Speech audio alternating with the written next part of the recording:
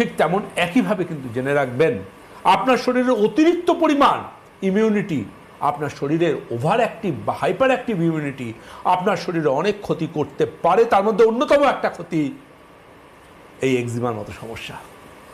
Yes, অনেকে ভাবেন যে এক্সিমা ইমিউনিটি, হ্যাঁ ইমিউনিটি, অতিরিক্ত পরিমাণ যদি আপনার ইমিউনিটি অ্যাক্টিভ হয়ে পড়ে তাহলে কিন্তু জানবেন আপনার এই ইমিউনিটির জন্যই কিন্তু আপনার এক্সিমার মতো সমস্যা আসতে পারে। এটা অনেক ক্ষেত্রে অটো ইমিউন ডিজিজে যারা সাফার করেন তারা জানেন ব্যাপারটা। অনেকে বলেন না যে এক্সিমার সাথে এক্সিমা সারলে অ্যাজমা হয়, অনেকেই বলেন। জেনে রাখবেন ইমিউনিটি যেখানে কারণ হবে সেখানে এক্সিমার সাথেও অ্যাজমার সম্পর্ক থাকবে।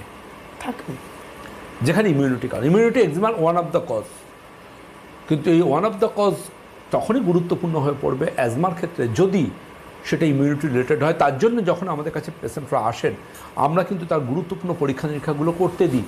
যে গুরুত্বপূর্ণ পরীক্ষা নিরীক্ষাগুলোর হাত ধরে তিনি কিন্তু জানতে পারবেন তার ইমিউনিটি কি অতি সক্রিয়। যে কোনো কিছু অতি সক্রিয়তা ভালো নয়, যে কোনো কিছু, ঠিক তেমনি এক্ষেত্রেও তাই। জানবেন যে কোনো অসুখের ক্ষেত্রে আমরা বারবার করে বলবো তার কারণটা যদি আপনি না জানেন আপনি কিন্তু পুরোটাকে নিয়ন্ত্রণে আনতে পারবেন না। যেমন ধরুন আমি বললাম এক্সিমার পেশেন্টদের ক্ষেত্রে যাদের গোটা গা চুল করছে, এটা হচ্ছে, কেউ বলছেন ডাক্তার এক্সিমা হয়েছে না সোরিয়াসিস হয়েছে, আমার ফাঙ্গাল ইনফেকশন হয়েছে না এটা হয়েছে, আমার সেওরিক ডার্মাটাইটিস হয়েছে না অ্যাটোপিক ডার্মাটাইটিস হয়েছে। প্রসঙ্গত বলে রাখে atopic dermatitis one are part of এক্সিমা।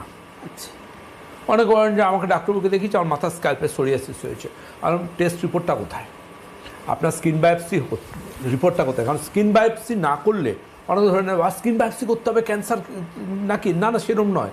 ঠিক যে ওখানে অসুখটা হয়েছে সে অসুখটা কী অসুখ সেটা জানবার জন্য স্কিনের ছোট্ট একটা গ্রাফটিং করে নিয়ে সেটা টেস্ট করে দেখতে হয়। কিছু ক্ষেত্রে, সব ক্ষেত্রে নয়, যেখানে ক্লিনিক্যাল ডায়াগনোসিসটা ইম্পর্ট্যান্ট।